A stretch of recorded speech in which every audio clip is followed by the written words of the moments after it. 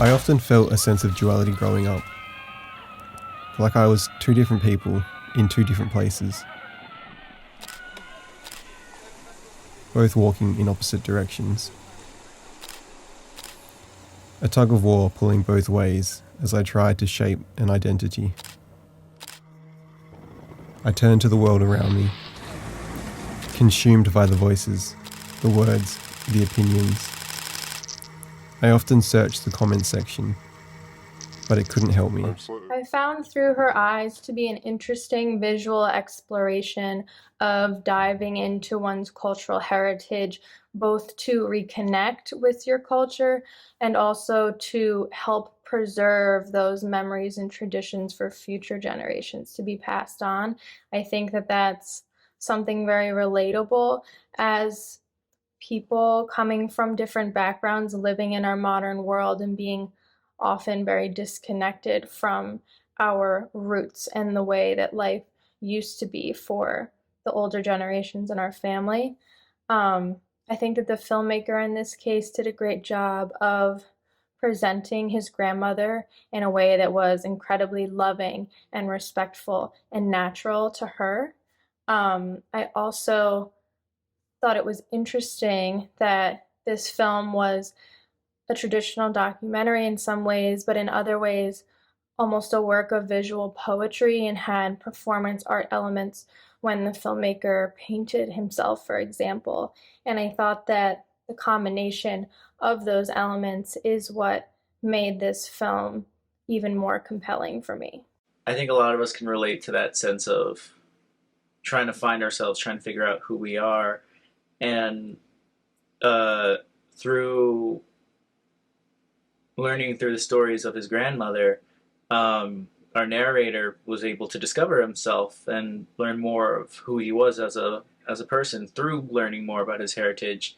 It linked a disconnect. I think that it's so important to learn about your culture, learn about your heritage and your specific family stories to get a better understanding of where you came from and what that means for you today and the legacy that you can pass on to future generations. And I think that the piece just did that so beautifully, and I think that it's so special that we were able to hear directly from his grandmother's mouth and get to hear her words and her voice talking about her life and how she grew up. Um, it's really special to be able to capture those stories from grandparents because a lot of us don't have that opportunity. And then another thing that the documentary did so well was there was so many different creative elements to it. There was photographs and snapshots and like home videos, but also sit down interview styles, also performance art. So it kind of had everything, but it didn't feel busy. It didn't feel messy. It felt very cohesive. And it was taking different mediums and putting them all together to create one solid piece. And I think that on a grander scale, I mean, that is what identity is. That is what culture is. It's taking all of these little parts of ourselves, putting them together to see something beautiful. I thought this was such a beautiful, beautiful documentary, not only to honor somebody's ancestry and history and kind of finding themselves and trying to figure out what all of that means to them and how to work that into their sense of self, but also honoring um, his grandmother and her actual stories. And I thought it was so beautiful. I thought it was really well done with hearing her actual stories, with the, you know, footage that they were able to get, and him kind of in the beginning and at the very end kind of setting everything up and then kind of bringing it back together and wrapping it up, as it were, and um, then having her in the middle. I thought it was really beautiful. I thought it was, like I said, a fantastic way to honor not only somebody's grandmother and the stories that she has to tell, but also what those stories mean and transcend, and how those affect and impact, and what those stories really are to family, to history, to a sense of ancestry that you carry with you. I thought this was a really interesting and touching piece, and just reminded me of sitting and talking to my own grandfather about his experiences. Um, and really, they just did a great job at capturing that essence here. Even the way it was shot and the quality definitely got that film look to it, possibly actually filmed on film.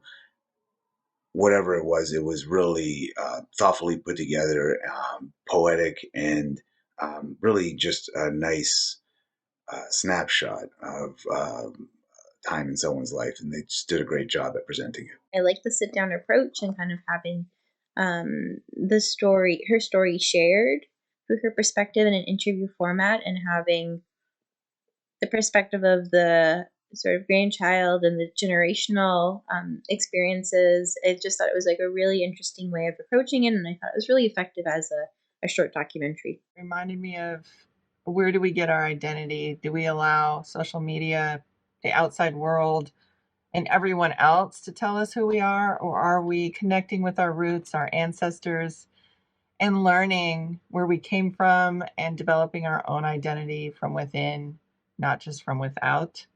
And I think with the people growing up with the social media already in existence, it's even harder for them to do that. So I just really loved this because I thought it really reminded me to get out of my phone, to connect with people more, and my own roots and myself, and really not care necessarily what somebody else's opinion is, and what I hold dear to myself and want to keep as part of me.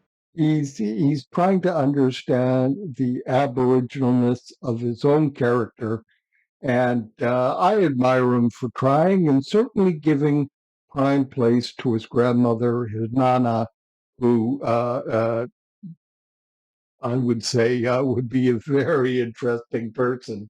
Uh, anyway, I recommend this particularly for Canadian audiences because we have many of the same Aboriginal issues here